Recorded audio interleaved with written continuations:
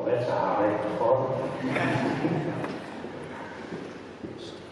Okay. 20 minutes starting from now. Oh, last minute check. Lollies? No. Oh, haven't got my lollies. Water? Yes. I'm Presbyterian. Colin, yes, good for my Colin.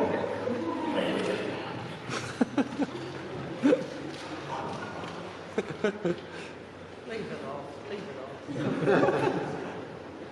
think it's on the right way with that front. No. There you go. Glasses? Yes. I don't know why. They say Presbyterian ministers should have good psychologists. False teeth? No, if those at home. Glasses? Yes, got my glasses. Put my glasses on. I'm ready to speak. But when I speak, I take my glasses off. One more thing. Here we go. Selfie. Okay, everyone, smile. Everyone say Presbyterian. Anglican. What? Thank you. Now, that's just for evidence. So I can say to people I have been and spoken inside an Anglican church and it didn't fall down. Well, no. So they come here to host a katoa, tēnā koutou. Anei tēnei uri o ngā titu koreto, o ngā te awa, ngā tūpo. Anei te mihi rā kia koutou, tēnā koutou, tēnā koutou, tēnā koutou. Ka tika me mihi au ki te hau kāinga konei, kia te awa. Now I'm going to take my glasses off. Well, my topic is, and it's into no Māori. Te mātauranga o te ao, ki te mātauranga o te asua.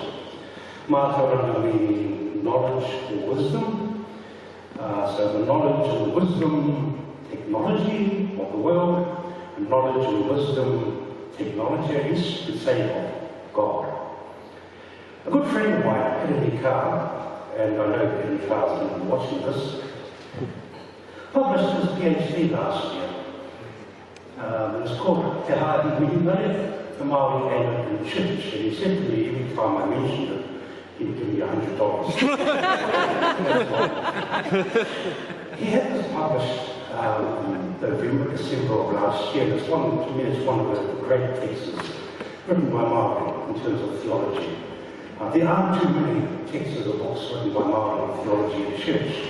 Ruarakana, who published his article, series of lectures in 1970 called The Māori Response to the Gospel, followed by Māori Marsden and the Anglican, and he had published a series of papers that he wrote called The Woven Universe. And then one of my great friends, Pāhina Tate, was a Roman Catholic priest for over 50 years. When I started my doctoral journey, I said to Tate, I want you involved, I want you to be one of my supervisors. And Pa said to me, boy, I'm sorry, I've got cancer. And he died on the day that I started my doctoral journey. But he got his doctorate and it was published and it's called He Te Ao Marama, a spring in the world of life, and it's Pa Tate's PhD in theology. He's looking at Māori concepts. That was the third one. The fourth one, of course, is this one here, written by Kaawa. Te Hāhi Mihinare, the Māori Anglican Church. That's twice that I need, it's $200. But in his book, he says this, that Christianity, more precisely, the Anglican Church was an important site, an important place where we as Māori renegotiated our mātauranga. When you think about it, Kennedy comes from a little place called Rangitukia. You all know where Rangitukia is? Yeah, no, neither do I actually. It's on the east coast, Ngāti and so that's where the car comes from. And you think about those people, Ngāti Pro in 1814 when Christianity arrived, and 1834 when Christianity arrived, and there in Rangitukia, there was just a little community right down the bottom of the world. And all of a sudden they came in contact with the rest of the world, and their world expanded and grew. And so their knowledge have to expand and grow, and so that their knowledge and understanding of God have to grow as well. So te mātauranga o te ao, te mātauranga o te atua, knowledge and wisdom of the world and knowledge and wisdom of God. I come from a little place called Onepu. Ever heard of that? Your silence is deafening. It's in the eastern back between Whakatane, Kaawa, halfway in between. One of my great-greats, Edith Suha, born and raised Catholic, something happened and he went off and became a Ringatsu Tōhua. In 1924 he went to the major gathering of a Ringatsu church. Something happened there. He walked away, he was the new head of the Ringatsu church. A Ringatsu church and followers of one of our Māori prophets, calls him. And so he was elected as the head of the church in 1924. And they said to him, Edward, what title would you like? And the head of the Ringatsu churches was called the Pope Sikanga. And he said, no, that word Pope Sikanga, it's not in the Bible. Here's a word in the Bible, I will use this word, and my title was called Bishop. Bishop. And so he became the first Māori to become a bishop in any church in this country. 4 years later, he was at home doing what they do at home, and somebody passed away, so they took him to this person to the marae, and Edu was the bishop, and he was also our chief, our rangatira. Rangatira meaning a group of people, ranga coming from the word to weave. So rangatira is the person who weaves everyone together in relationships. So he was our rangatira and also our spiritual leader. And he was sitting at the marae, and lo and behold, this guy, this pākehā showed up at the gate, and he said, ko wai te rā pākehā? Who's that pākehā? I don't know. And says, oh, well, you know, the Māori tikanga said we've got to welcome them, so he welcomed them on, and he says, well, I'm going to stand up and fight order and speak to Māori, but that guy's not going to understand, so I'm not going to waste my reo and waste all my fabulous language on him. And young fella, come here, you used to, you welcome that guy, so young fella stood up and see how you go the order, amen, finished, sat down. And Edward, our bishop, and the rangatira says, he doesn't know what's happening anyway, he doesn't know what to do. Well, that pākehā was sitting down, took his hat off, stood up, took his coat off, walked out on the marae, and said, hey, uri, hey, naku, whakatauha, da. And he spoke in complete Māori, no English translation. He paid tribute to the whare, to the whenua, to the person who had died, and turned to his miki, he greeted the people who welcomed him, and then he sang this long song, all in Reo Māori. And to make it even worse, when he finished, he had an envelope in his hand, and he put it on one eye and said, "Anei, tapu poha." So, Edward Sumukara, our bishop and our rangatira, his head was between his knees. And make it even worse, that Scottish missionary father came over and he did the Māori thing, he rubbed noses with them. And my experience and doing the hongi with people who've never done the hongi is, I close my eyes because I'm used to being poked in the eyes by somebody's nose or somebody sticking their nose into my ear. But this Scottish Presbyterian missionary knew exactly what to do. And he rubbed noses with Edu, and the Edu said to him, sit over here.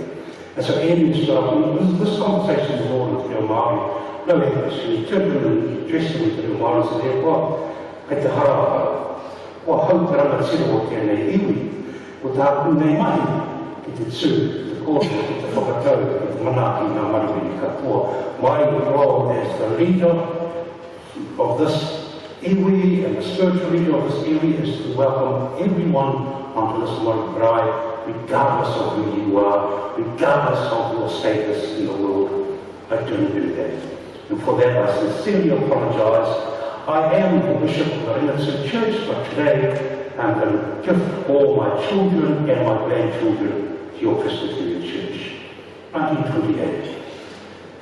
And I'm one of those children who was gifted, well, one of the grandchildren who was gifted to the Presbyterian Church. But then he turned to the Scottish missionary and said, and I'm gifting you my children and grandchildren so and if you can teach them the wisdom of this world, te mātauranga o te neo, and the wisdom of God, te mātauranga o te atua. That's how we all get Christianity.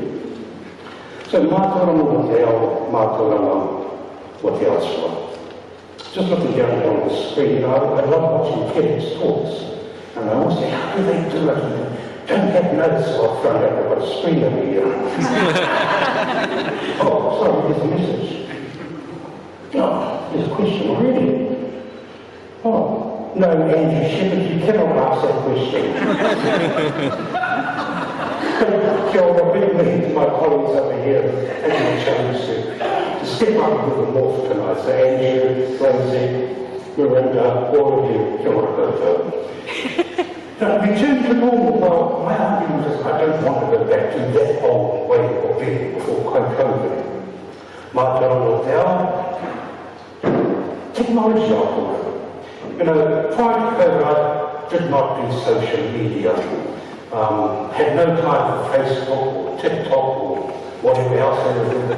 What was that thing? Instagram? Like I learned what Instagram is. I created an Instagram account and I'm sitting there looking and I said, now what do I do? But you know, in COVID, me my flock, actually, the whole country flocked towards social media. We discovered this thing called Facebook, pukamata, and this thing called Zoom. Zoom around the room, kind of Zoom around the room. It wasn't that actually. And all of a sudden we found new ways to be in contact and communicate with one another. Now this is Māori. We see something new, we take it over completely. So Zoom became Zoom. H-U-I, just put Zoom in front of Zoom. We go to have all these wānanga and now we do it by Zoom, we call it Zoomana. I've got a couple of friends of mine in Brisbane, and they were all Anglican priests. And they started doing services twice a week. The brothers Zane and Chris Wayne and Mike Tommy and the other chap up in Hamilton there, Nita Simmons, and they started doing services on Facebook every week on a Wednesday and on a Sunday night. I thought, wow. I usually Zoom into them and they prove the point, Anglicans can't sing, and they're totally ruined a lot of songs, but hey, they were there every day doing it. I was reading a post from them 12 months later. They wrote this little article, they sent it to me, they said, in the 12 months since COVID, until March this year, they had 21,000 people watching their services online. 21,000 people. I know for a fact they don't even get 21 people coming to church on a Sunday. 21,000 people. You know, I didn't have to go to church on Sunday because, yay, I could have Sunday off. Well, actually, no, I couldn't. I had to organise my own service. But I could do my service online and then I could sit down and I could watch these gentlemen doing their dances afterward and they're stripping off their, and I had a wide selection of services I could have a look at. Sally Army, 107, she would do services every Sunday for an hour and a half. And she would then have all the Sally Army people there and they'd show the Anglicans how to sing properly. And they had thousands of people watching their services online. If you want the jazzy music, there's a fine called Kaawa, every services every night. About an hour and a half, and really raging, really raging with the guitars and the hallelujah, and they'll be doing prayers, not only Christian prayers, but also be doing some of the old Māori prayers from Christianity. And I thought, that's unusual, really unusual. So I had we all had a wide selection of services that we could click into. I didn't have to go to my church and find home in Dunedin and listen to some boring minister standing in a sermon in the pulpit, wrapped him on and used to go, oh, he doesn't know what he's talking about, and I just realised, well, actually, that's me, I'm the minister. And one of the things that happened very early in lockdown was that one of our great leaders from here, Waitu from Te Aotearoa, passed away, Queen and Waikirikuru. You watch Māori TV, he was the person who instigated that, and highly involved in the promotion of Te Reo Māori. He sadly passed away. They had a study up in New Plymouth. We couldn't go there. We were in lockdown. And so thousands of us wanted to pay our respects to him, to acknowledge the great things that he did, but we couldn't do that. We were in lockdown. But then somebody came up with the idea, well, actually, why don't we just stream the whole thing live? And so there I was, at home, on the computer, watching this tummy live online. Very simple thing, they just backed this first onto the marae. They did the social distancing thing. I think there were about 30 people at the marae, and somebody walked out from the marae and did a biggie to him and acknowledged him. And they sang away and the hearse drove off, round the corner to a pad next door where the cemetery was, and they buried him there. And somebody had the camera going like that.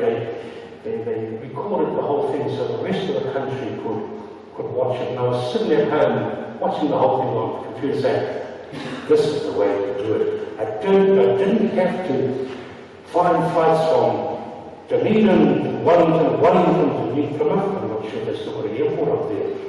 And spend thousands of dollars to get there, and then stand at the gate of the marae for hours on end in the cold and the rain, and then finally get on and spend hours on the marae. I didn't have to go through all of that. That was great.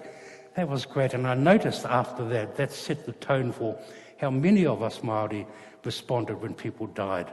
We could still do the old things, but do them in new ways. There's this wonderful saying in Te Reo Māori, and I'll say it in English, that which does not stand the test of time should go. That which does not stand the test of time should go. So during COVID, we were finding out for ourselves the things that stood the test of time, the things that could be changed, and the things that we needed to let go. Now, as I said, Presbyterian, Anglican Church, never been in this church before. Arrived here about 3 o'clock, I think, late, 2 hours late. My mates were here practicing, And what struck me when I got to this church was outside, just over there, there's a little food place. And there were a whole group of people, and they seemed to be less fortunate than me.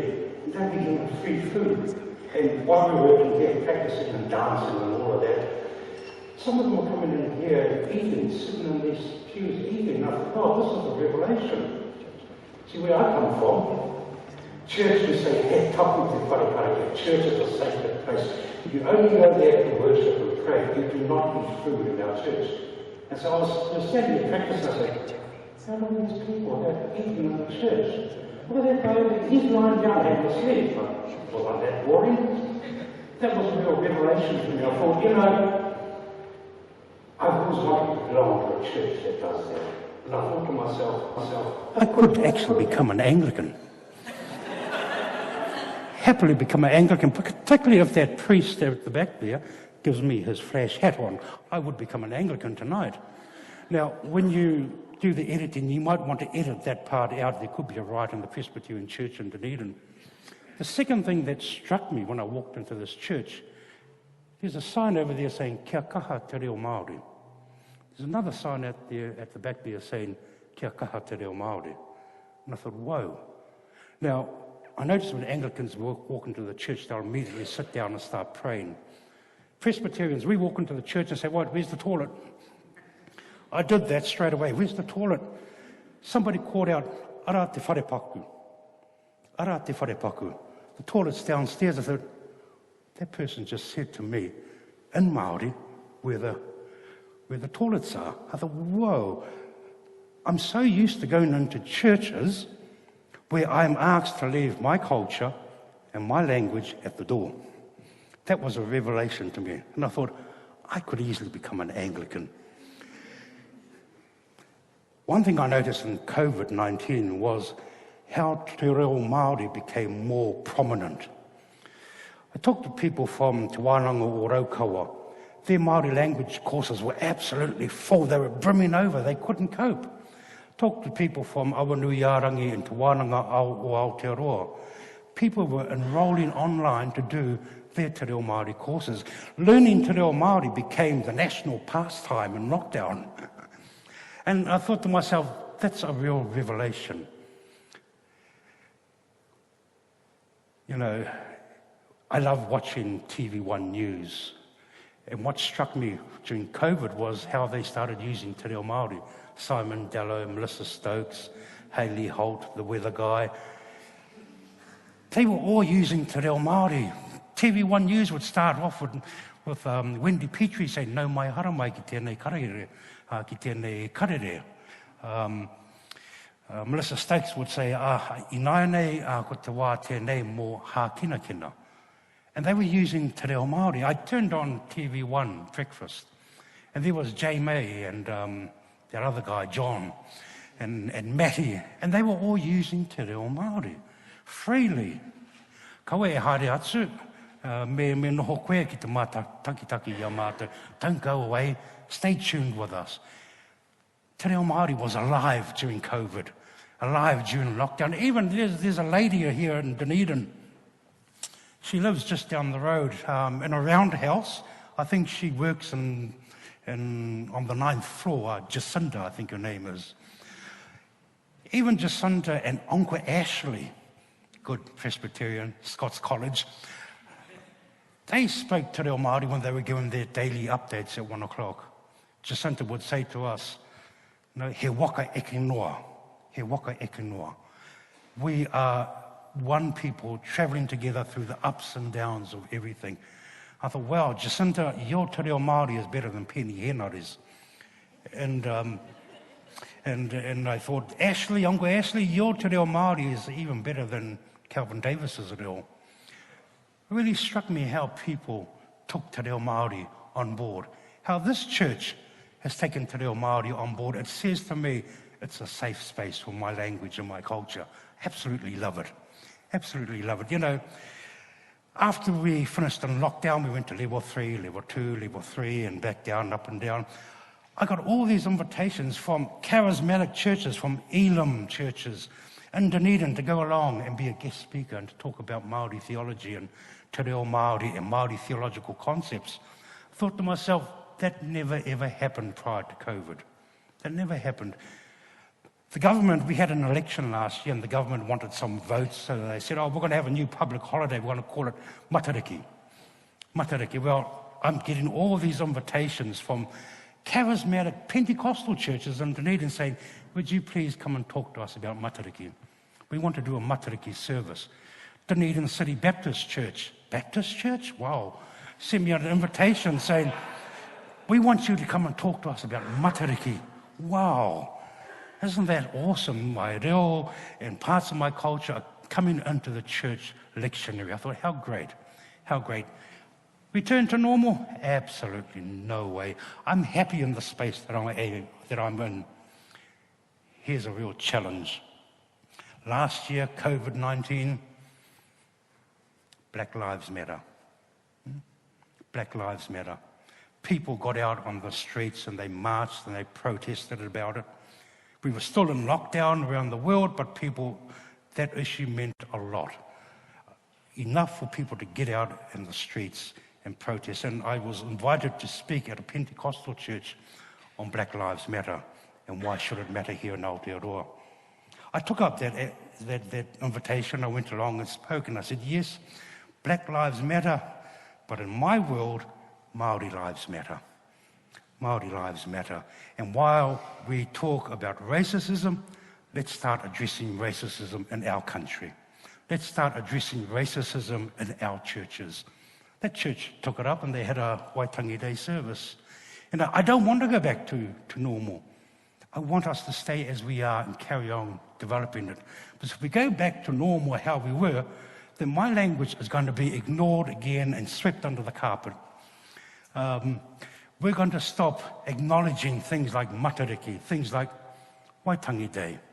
Do you have a Waitangi Day service in your church? Yeah, a few, yeah.